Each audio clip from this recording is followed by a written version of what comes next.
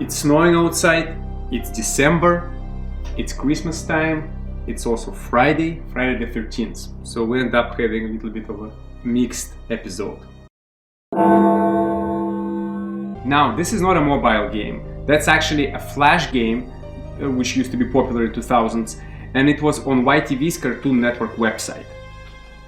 So it's a very simple game.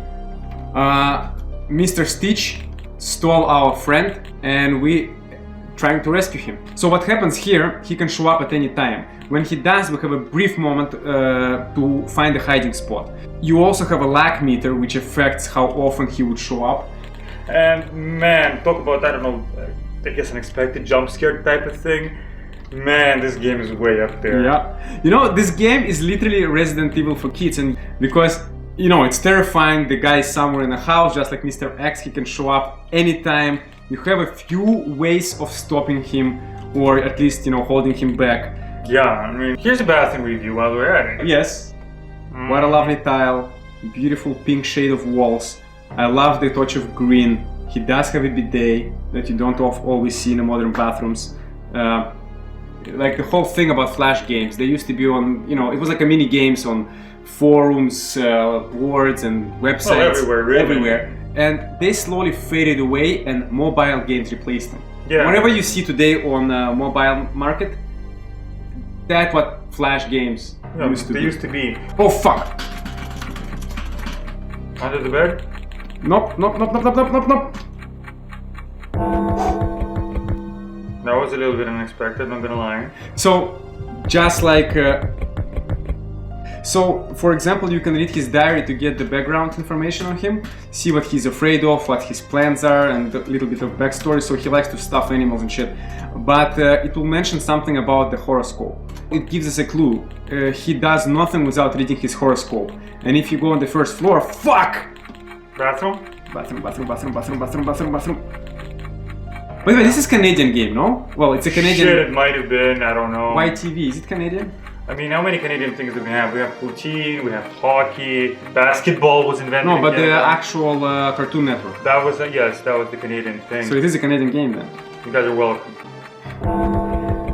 Fuck, it gives me anxiety. This game gives you anxiety. The beauty of this game is the fact that where the items are, where you find them, and how you pass the game is randomized every time you redo the game.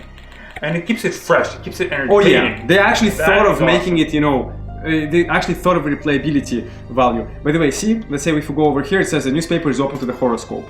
So we know we can fuck around with him.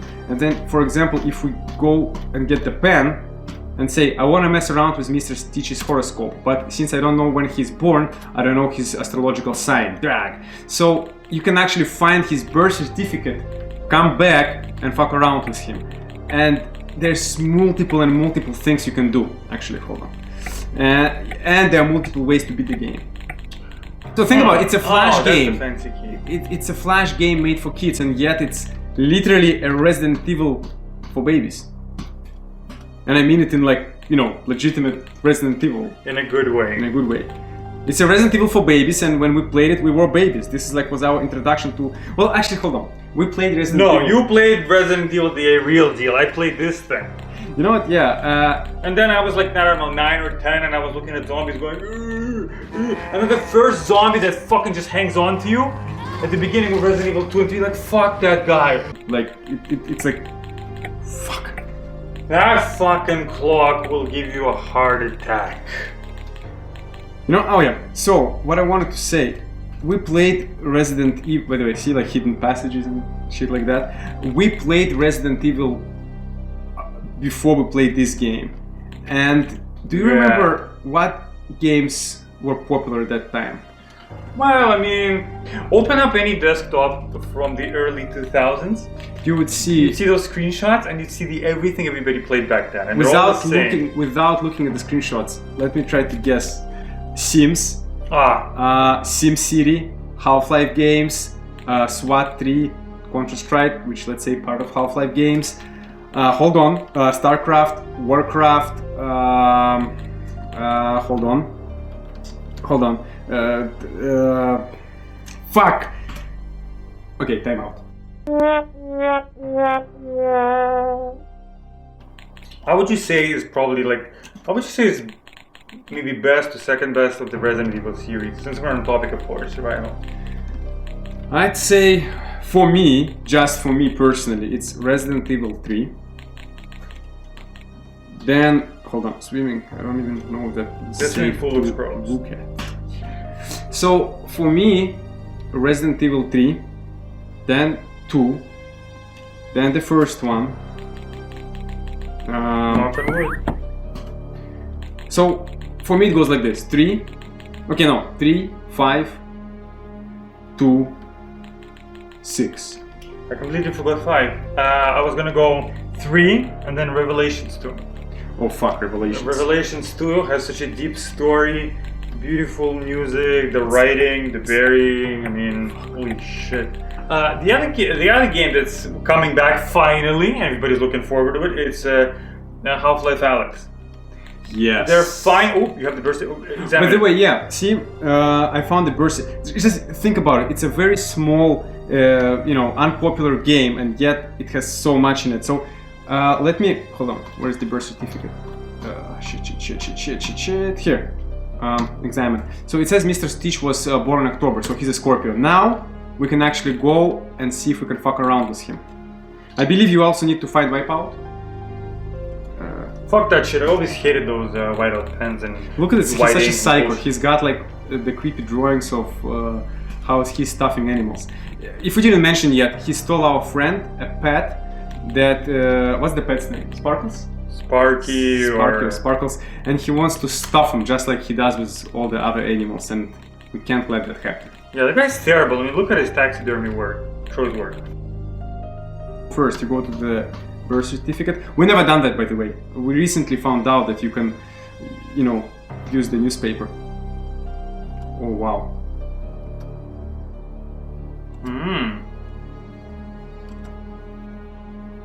You remember that 4, 16, and 12. Wait, hold on. I should have the pen. Where's the pen? Okay, so we never done this, but apparently That's actually, a whole new branch and shit. we never done that. The rumor goes. Okay, we'll talk about the newspaper after we beat the game.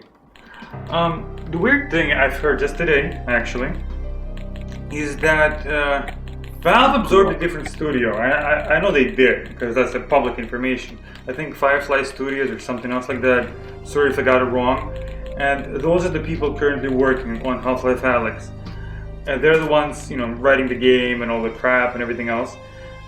So they put their projects that they normally developed before being absorbed on hold, and now they're working on Half-Life Alyx. That's fine by me. Doesn't really matter. So as long as it gets finished and gets a stamp of approval from Valve, from Steam, whatever the fuck it is.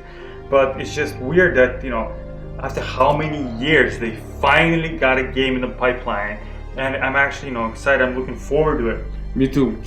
Like I was legitimately happy when I heard about the Half-Life VR. I'm a huge fan of VR, like huge. And I was afraid Half-Life Alyx would get the same reaction that Diablo Immortal. Yeah, Diablo mobile game got. I was Those expecting. guys have phones. I was literally expecting the same shitstorm because think about it. Everybody has a phone, and when Diablo was announced for your mobile device, people went apeshit. And I was afraid that Half-Life VR, considering not many people have VR, would even have bigger shitstorm coming. No, everybody took the information, everybody said cool, let's play it. I mean, not everybody has a VR headset. What's your name? Where are you hiding in? See, I don't know, but I remember, if you stand here, and let's see if it's a good hiding spot. Let's see. That's the thing, like with Half-Life VR, it has a positive reception, everybody's waiting on it. I'm personally not ready in terms of VR headset, but it's not too much of, it's not too much work to get it, I guess. No, Still. This is Nemesis from Resident Evil. Let me stylize it as a Resident Evil game. Resident Evil.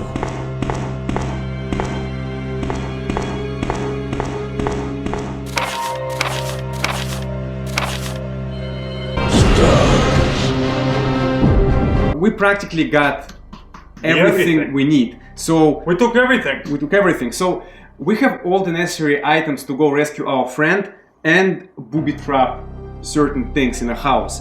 But I never seen a wipeout where you can, rewrite the horoscope. There is 3 ways to beat the game. Okay, well here we can talk about it.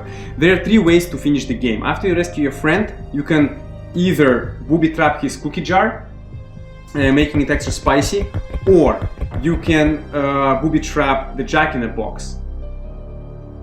Those are the 2 possible endings. So the 3rd ending is that if you rewrite his horoscope, he will turn into an eggplant. Now, because nobody knows about this game, it's so hard to check if it's true. We were never able to find the wipeout. I guess it's like some sort of an Easter egg. Fuck. Let's go get our friend. And that's our friend, Sparky! Bruh, how you been? Search him. Hop in my pocket. And I like when you... What are you expecting? Maybe a poodle? Okay, so... How you gonna do it? Yeah, booby trap. You know what? I really... Hide. Piano, piano, piano, piano, piano, piano, piano, piano, piano, piano, piano. Wow. Look, the clock is fucking speeding up. Yes. Okay, Yes, so... it can get even faster. Hello, little boy. Are you in here? I can hear you breathing. That's horrifying. It's a Jack-in-the-Box, guys. That is not a fun toy. He's creepy. You're playing as a little kid. You're going do. It was black. Yeah. Choo-choo-choo-choo. It's horrifying. This guy legitimately creeps me out. Okay, so let's fuck him Times up. change, but man, the feeling stays the same. Man. Like, I just wonder. Oh, hold on.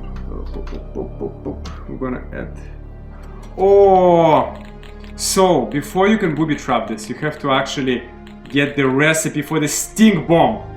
There's a recipe? Yes, the book Practical Jokes, page 54. There is a chapter on how to make a powerful stink bomb. Basically, and blah blah blah, he will tell you how to make it. So now we can go and sabotage the Jack-in-the-Box. Why is the dude purple? Why are you green? Why is he taxidermist? This whole game has this little bit like off feeling. And by Yeah, the way, I noticed. that's how you take down Mr. Stitch. And that's how you beat Freaky Friday. You can see the light flooding the room. It's such a Resident Evil Beautiful, game. poetic. So, Freaky Friday for Flash. I'm really glad we got to play this game because the Flash games are over. It used to be a thing, it slowly evolved into mobile gaming, but they were like great hits. Like we mentioned, this is such a Resident Evil game. It has, the journals you can read, it has items to collect, keys to find, monster to hide from. It has a background story. You can, like the thing at the end, you actually have to, find the information how to make a stink bomb before you can make a stink bomb. And there is obviously Easter eggs and this mysterious 3rd ending where he can turn into an eggplant. It will bother me until I would check if it's true. A great game, so. This game's got everything.